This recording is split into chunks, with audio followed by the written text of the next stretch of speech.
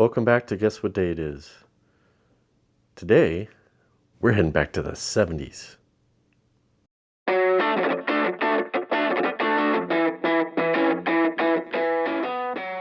So we have a pair of Pioneer CS-66 version E. So there were a couple different options. We'll kind of talk about that here in a minute or two.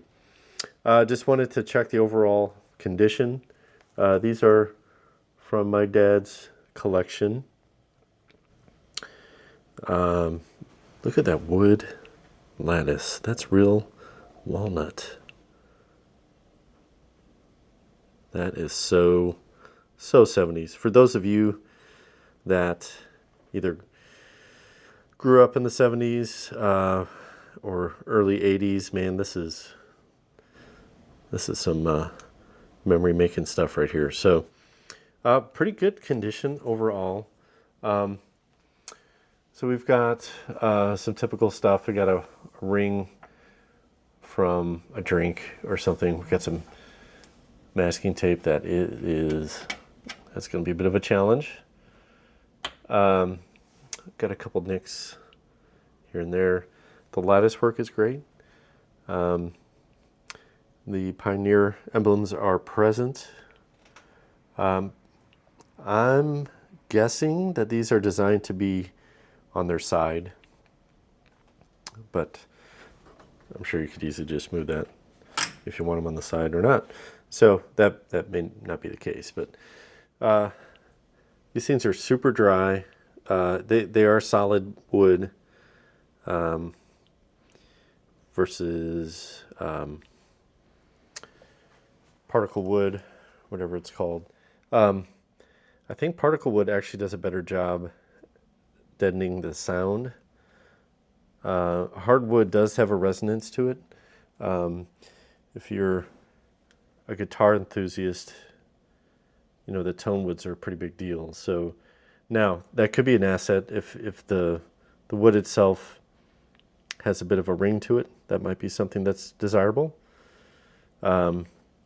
But just like knocking on the speaker, it's got a bit of resonance. I've got the Sony speakers over here that we went through. Much more dead, much more of a thud.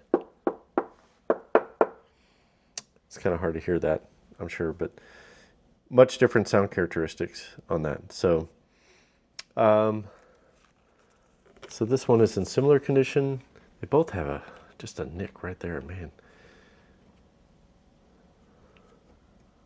This one's got a big scratch on the top. Not so much drinks or anything on this one. But once again, pretty good condition. One thing that's kind of interesting, the speakers have different screw colors holding them in. They're both, I'm assuming they're a match set. This one has black screws and this one has gold screws.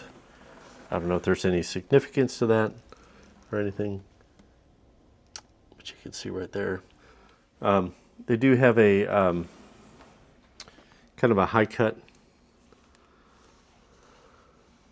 normal, I think is a 2 decibel decrease. I think the decrease is a 3 decibel decrease, and increase is actually flat, I think.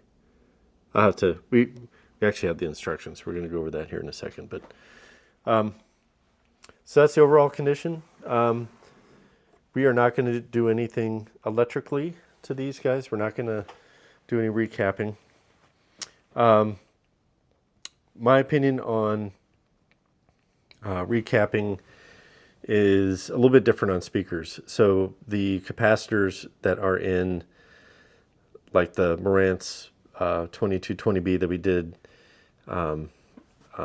last week, which I'll put a link right above. Electrolytic capacitors do degrade over time. They can burst, and that is one of the things that can easily kill vintage receiver. So that's why we do capacitor replacements. The type of capacitors that are used in the crossovers on speakers are metallized polypropylene, kind of a film and foil type capacitor. They have a much longer life.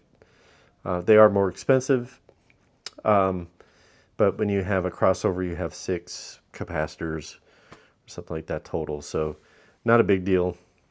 Not a big deal to replace them either, but I think we're just going to leave these alone.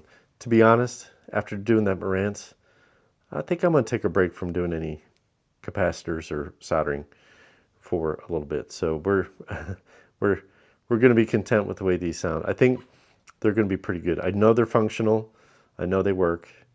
And at the end of this video, after we get them cleaned up, we're going to put them up against the Kenwood speakers that we refoamed, which I'll put a link to that above as well, so you can check that out. Whichever set of speakers I like best are going to stay, and the ones I don't like are going to sell. So I got too much stuff. Got to get it gone.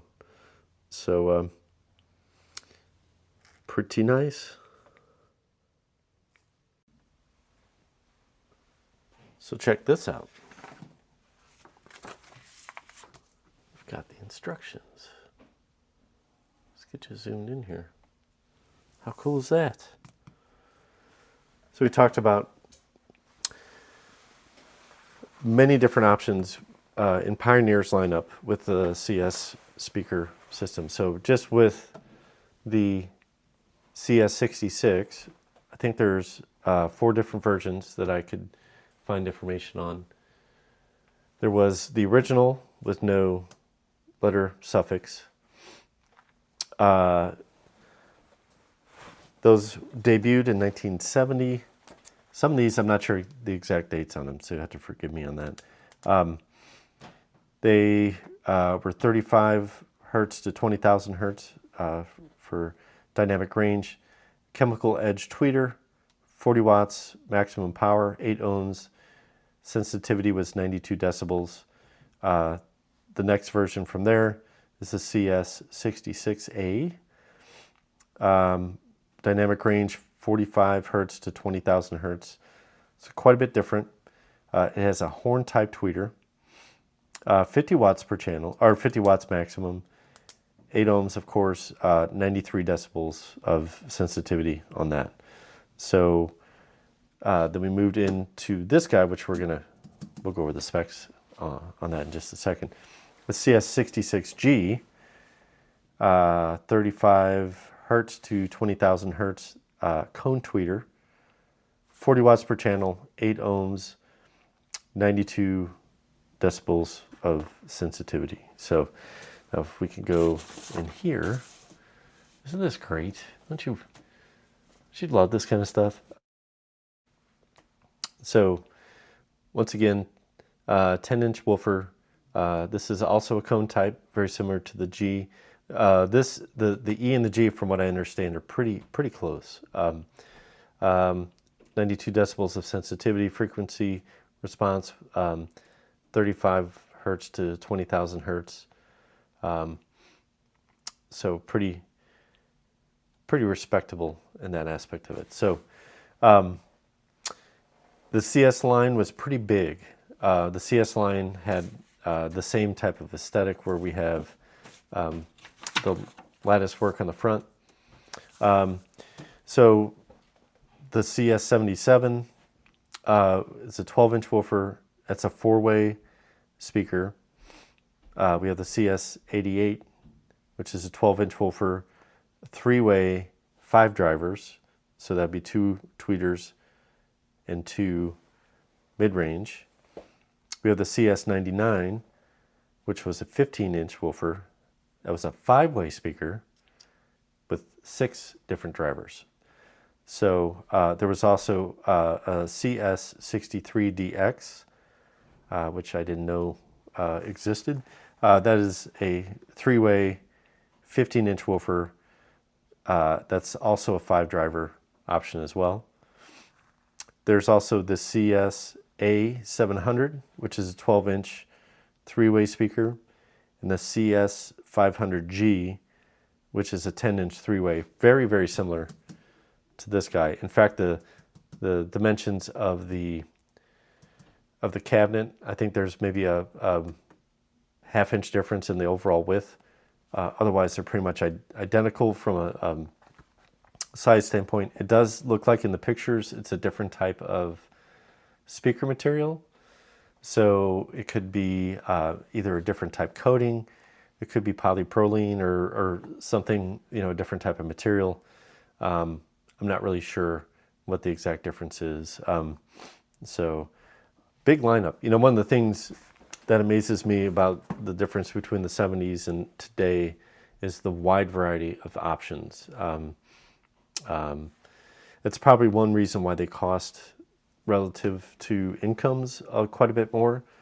Obviously, there's quite a bit of quality in there too, which I didn't see any pricing. I should have done a little more research and try to find some retail numbers for these guys. But I would venture that they're probably in today's money $1,000 to $1,500 a pair, which is it's pretty substantial. So, but this is great. I absolutely love seeing this kind of stuff. I'm not sure if my dad bought these or if he bought these at a garage sale or something like that.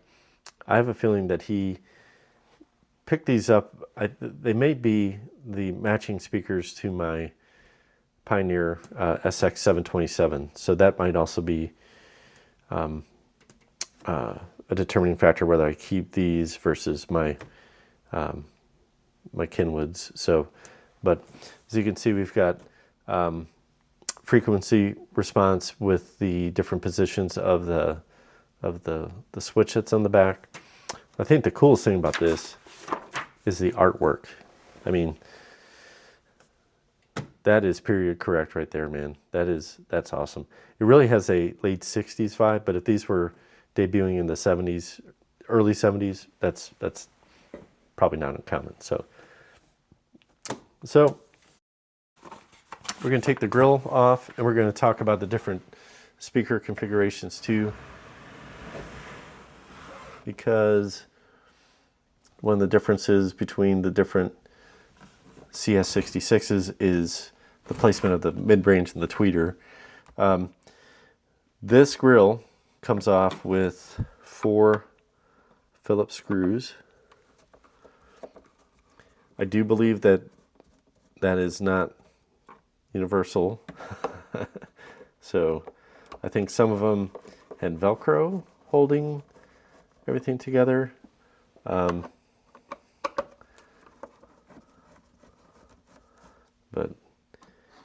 we definitely don't go prying. Look really closely before you start prying, because you don't want to damage this intricate wood lattice that's on here. So you're gonna have a heck of a time fixing it.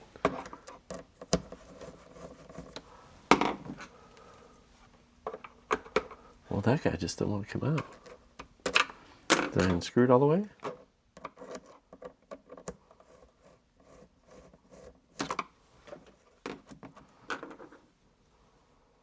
There you go. Okay.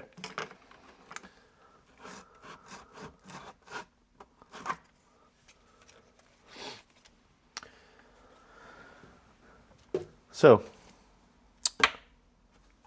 one of the differences between the different CS-66s is how the woofers were mounted, or how the speakers were mounted in the position. So the earlier speakers, so this is actually the tweeter. This is like a little mesh cover there. Not sure if we can, I don't think you can really see. Anyway, you can see the outline is right around here. So the earlier versions, tweeter was here, mid-range is here. I think with the E is when this configuration came, where we swapped the tweeter in the mid-range. I do believe the G is surface mounted with the speakers, so another difference there too. So and this is all within a span of 7 or 8 model years, basically from 1970 to 1973. So, ooh, look, a moth. Ew. But there you have it. Speaker condition is great. These are not foam, so there's no need to worry about refoaming these, which is very helpful. I find this kind of interesting. There's a bit of a serration in the cover for the voice coil. I don't know what the point of that. I can see the magnet through there. That's very interesting. I'll get you a little closer. I don't know if that helps any, but so that's what it looks like. So once again, we're not doing any electrical repairs. I'm going to let the capacitors that are in here, the film type, we're just gonna roll with them. And you know what? If we plug them in and they sound like crap, well, we can always go through them later. So, but there you have it. So we'll start cleaning them up. I do have some stuff. We're gonna use some lemon oil on actually Old English. We're gonna just wipe the cabinets down and clean them and re-moisturize them maybe a couple times. I do have some different things to help with the scratches, and I found a little cloth that's supposed to help take away water rings and stuff like that too. So we're not going to refinish these. They're really in good shape. We're gonna make them look as good as we can without going through a lot of trouble on that. So let's get into it. So we've got a couple of concerns here. First thing, we've got some scratches. One thing I got is this little kit. It is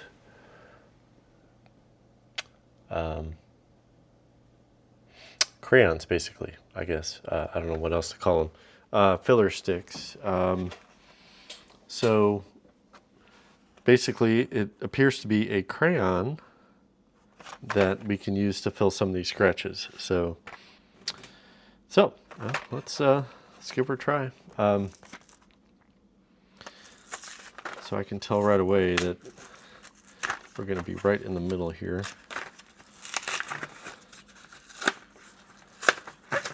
This is all stuff I found at my local hardware store, so nothing extreme.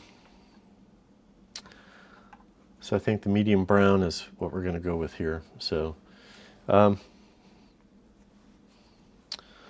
see what we got. I'm going to start on this crack right here. Actually, that's a little light. Let's go one darker. Let's see what happens.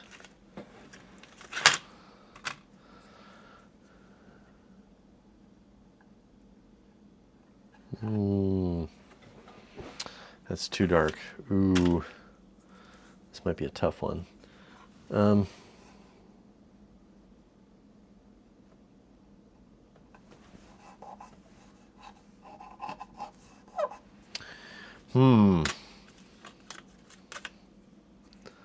Let's try the darker one just to see what happens here.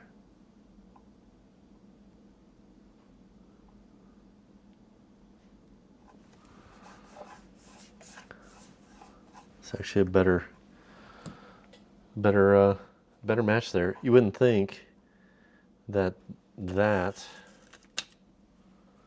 versus that. Well, I don't know. It is pretty. Really, it's in between these two, but just with the grain. So I'm going to try to go right inside the scratch.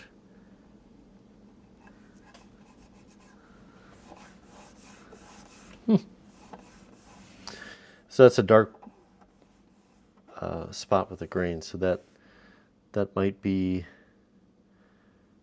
more appropriate. You may have to use different ones here because there's quite a bit of difference in the tone of the wood here.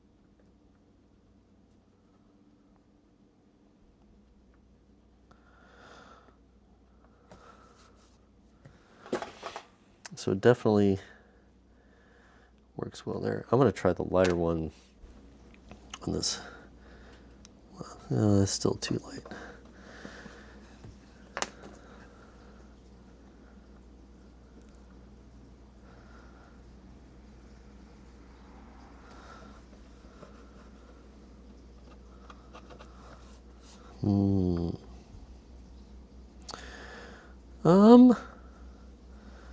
I don't know. What it is doing is it's making it less noticeable, that's for sure. I don't know if this is working as well as I hoped. It definitely looks good where that grain pattern is, which is much darker, so that is a win.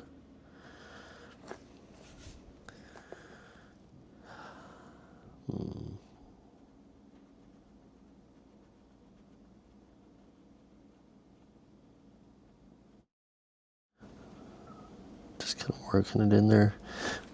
It's exactly how you think a crayon would be. It's waxy and kind of hard to use. So this is not working as well as I thought it would.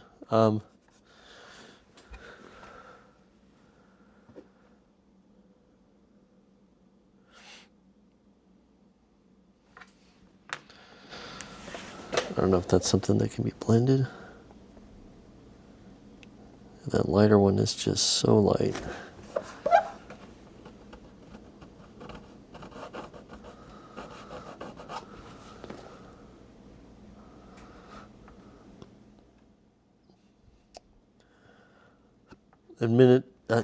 I'll admit, finish work is not my forte. I lack the patience and the skill to do that kind of stuff.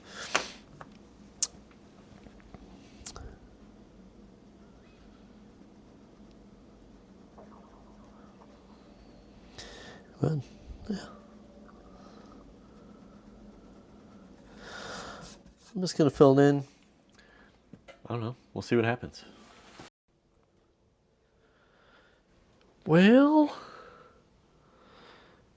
it's not as good as I would have hoped, but it's definitely less noticeable. So what I ended up doing is using the different colors. So we've got kind of a lighter spot here. I kind of blended in some of the lighter crayon on that, and with the darker grain was really doesn't show up much on camera. Actually, it's a little too light, but you know, I don't want to refinish these. I think it turned out pretty good. What a difference that lemon oil makes. So along with the crayons, I got some Old English. I kind of upgraded from using my fretboard treatment that you may see in the video that I made on the Kenwood speakers. So moving up in the world. So I applied that to the surface here, and it got quite a bit of gunk out of there too. It's pretty amazing. It just really soaked that up and really brought up a lot of the shine of that. So so what I'm going to do is I'm going to go through the rest of the speaker. I'm going to wipe it down, and then the next speaker we have, this one has a little bit of staining there too, but not near as noticeable. I also have something else I picked up for rings, which there's a big fat ring on one of these speakers that we're going to have to address too. So we'll use that and see what happens. So, Homax white ring remover. Let's give her a shot. It'd be frustrating if this was just like some lemon oil or something like that. It's like, we already got that. All right. Definitely does not smell like lemon oil. It's got a kind of a fibrous rag that is soaked in something. We're going to wipe on the bottom of the speaker just to see as our test.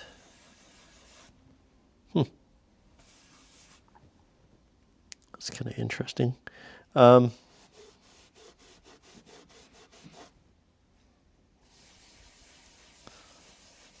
kind of sticky. I don't know how to describe that. It's an odd smell. Let's read the directions. Test on a small hidden area first for compatibility. Rub gently with a clean cloth with the wood grain until the white ring marks and surface scratches disappear. If surface becomes dull, apply lemon oil or re-wax entire area. This product will not remove stain marks, which are through the finish into the wood, usually dark marks. So, we might actually try this on the top of that other speaker because it had a stain on it that was kind of interesting.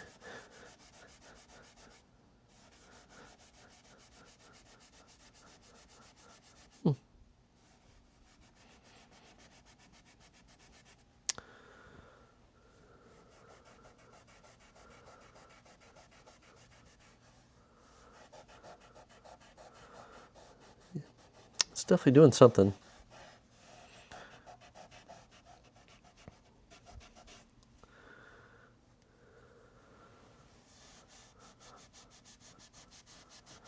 This wood is so dry that probably a little moisture would definitely help this kind of vanish as well. So if we can get the discoloration out and then apply the lemon oil like it says, it probably will look pretty good. It's definitely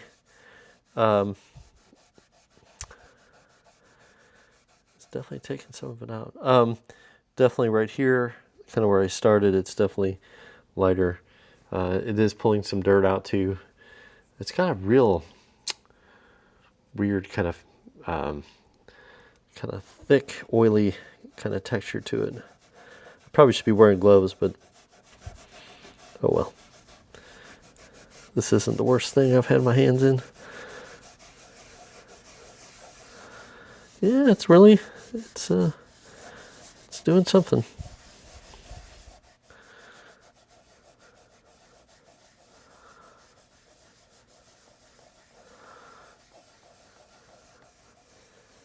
Once again, I could certainly refinish this and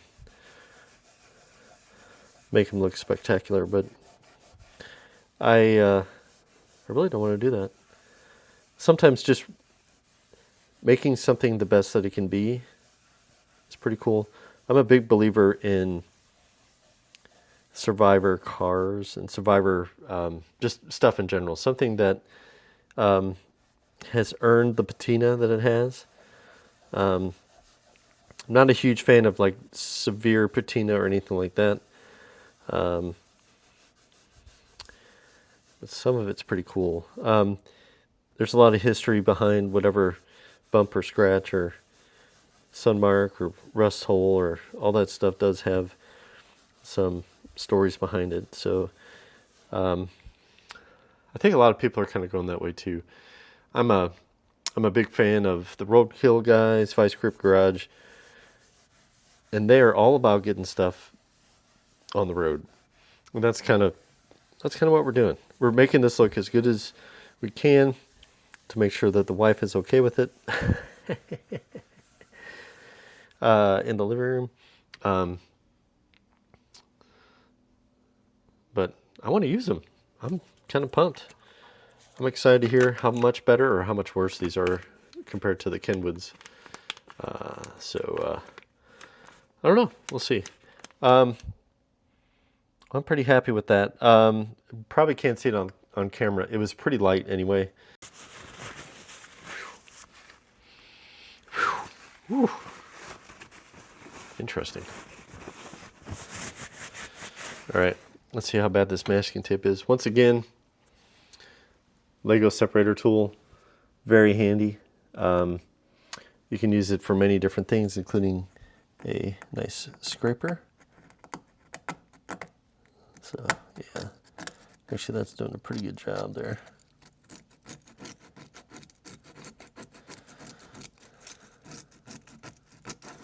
Oh boy.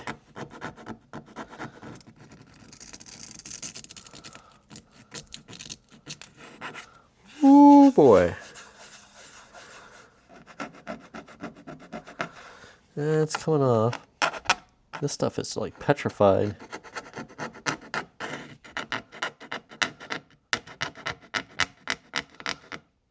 This may be more of a challenge.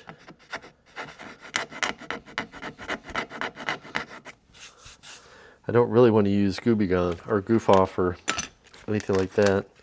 Let's go back to this thing. Let's see what that does.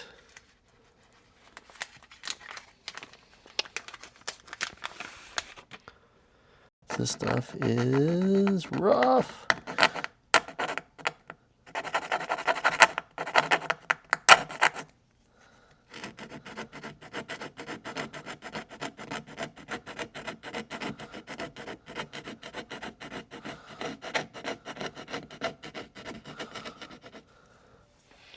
I'm sure this was a garage sale sticker or something that had a price on it or something, and it just never came off. But masking tape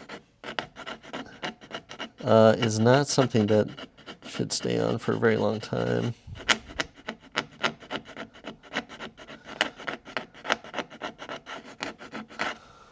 All right, we're starting to make some progress here.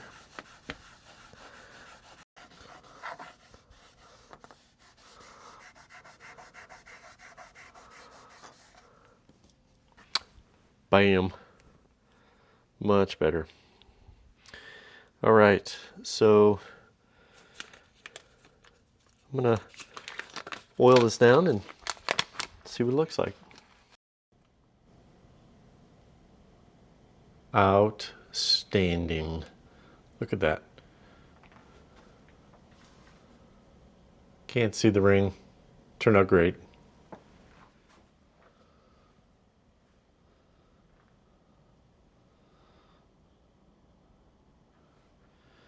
Even my tool bench is shiny.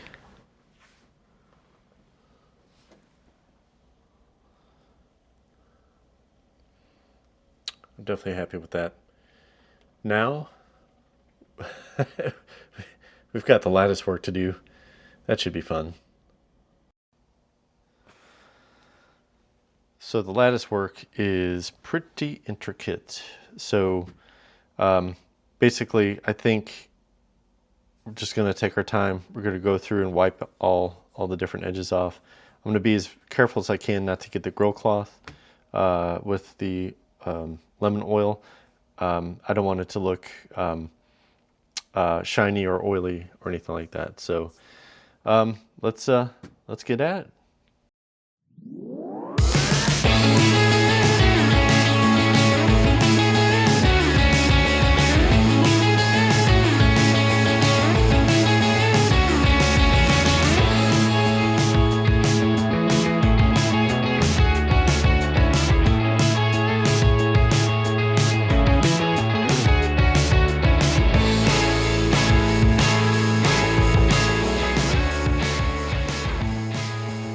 Before and after. Before, after. What a difference, man. It's not easy, but sure makes a difference. So we'll get this other one knocked out, and I guess we'll go from there.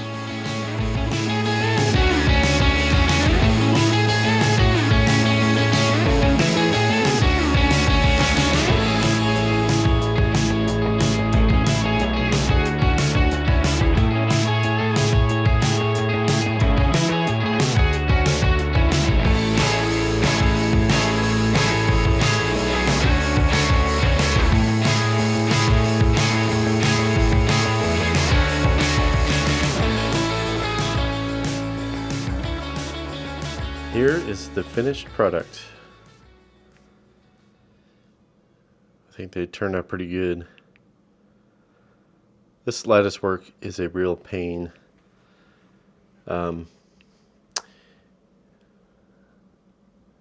are some of the V's that I couldn't get real deep into, but you really got to look pretty hard to see that. But man, the overall condition on these, super happy with it.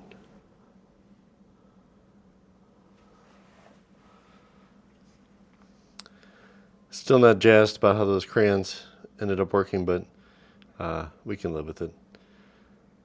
But little TLC, these things are good to go. Survivors. They've earned their nicks and scratches, and they're going to keep going. So now we're going to take these up. We're going to do a little sound testing.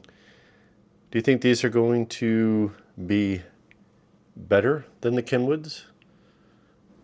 Or do you think the Kenwoods with their newly foamed woofers will be king? We'll find out. So here's our test setup. Everything is playing through Pioneer SX727, which you've seen on the channel. I'll post a link for that video if you want to see us going through that. I've got a very old Sony DVD player with a coax output that I'm basically just using as a transport. All that's running into SMSL SU1 DAC. Actually sounds pretty good. Eventually I'd like to get a better CD player, but it's actually working pretty well. So my test music, Tom Petty, Wildflowers is one of my favorites as far as doing speaker testing. Audio Slave, Show Me How to Live, Dave Brubeck, Take 5, and a couple selections of The Bass That Ate Miami. Yes, I'm sure everyone's heard of that. I've had that forever. When I was doing car stereo stuff back in my teenage days, that was something that was a good thing to showcase the bass. So speakers are set up kind of side by side. This is not ideal or scientific, but they're about 12 to 14 feet apart. It's about 18 feet to the sitting position.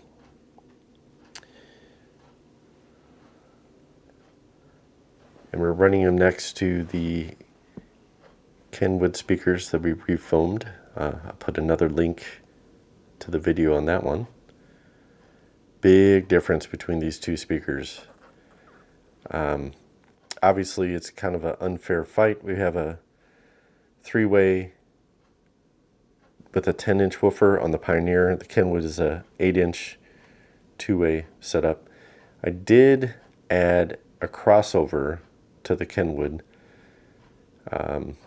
instead of doing a replacing the capacitor in it. I thought it would be better just to put a real crossover. But the Kenwood setup sounds almost harsh. It's hard to listen to compared to the Pioneer. Pioneer's very pleasing. It doesn't have near the mid-range overtones that the Kenwood has, which is kind of odd for a two-way speaker to have a kind of almost a tinny kind of sound. The Kenwood does not have the stock speaker. It has a Pioneer replacement speaker. Probably a better quality speaker than what it started out with. I did run the Pioneer in all 3 of the settings. There's a toggle switch on the back, which we saw earlier. I kept it in the normal position most of the time. So, but just overall pretty pleasing. The sound stage on the Pioneer was a little bit better as well. a little bit of a better depth. It was a little less on the base. It's a enclosed cabinet, a sealed cabinet, versus the Kenwood, which is a ported setup. The Kenwood, even with the smaller woofer, does have a bit more punch, but it's kind of weird. Even though the Kenwood kind of hit a little harder, it felt like the Pioneer had a better sustained tone. So obviously neither one of these speakers are designed for sustained bass or anything like that. They're both that's just not what they're meant for, but both did well. The Bass 8 Miami actually it was pretty good. I didn't crank the bass. The loudness is set. The loudness switch is on to give it a little bit more high and mid, but there is no contest between these two speakers. The Pioneers are definitely the new winner. They will be replacing the Kenwoods, and the Kenwoods will be up for sale. So we're getting ready to swap the speakers, and I learned something new from one of my favorite audiophile YouTube channels, Cheap Audio Man. Randy had these on his channel recently. It is a challenge to get larger gauge speaker wires underneath a spade terminal like that. So these guys just fit underneath. A couple different ways that you can use it. You can use it kind of as a lug setup. So put your speaker wire in the hole, crank that down, have a good connection that way, or you can use banana style connector to fit in that end. So these are from Amazon. These are also from Amazon Basics. You put your speaker wire through the back side of that base. It's got a nice little serrated spot that you can spread the wire across. It kind of bites in as you put the top on with the banana connector itself. Screw it down, you get a good connection. Easy to unplug and replug. I'm probably going to put those in the back of the stereo as well, just to make it much more clean and neat installation. So check out Randy's channel, Cheap Audio Man. Another channel to watch if you enjoy vintage stereos is a channel called Skylab. Skylab. They put out videos every Sunday going over vintage equipment. I have learned a ton from those guys. So if you're not familiar with them, check it out. So we're done. These turn out great. What do you think? Would you have sanded these down and started from scratch? Would you done a recap? Would you just throw them in the living room and let them rip?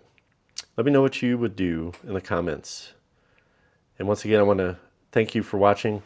Remember to subscribe, hit that like button, and we'll see you next time on Guess What Day It Is.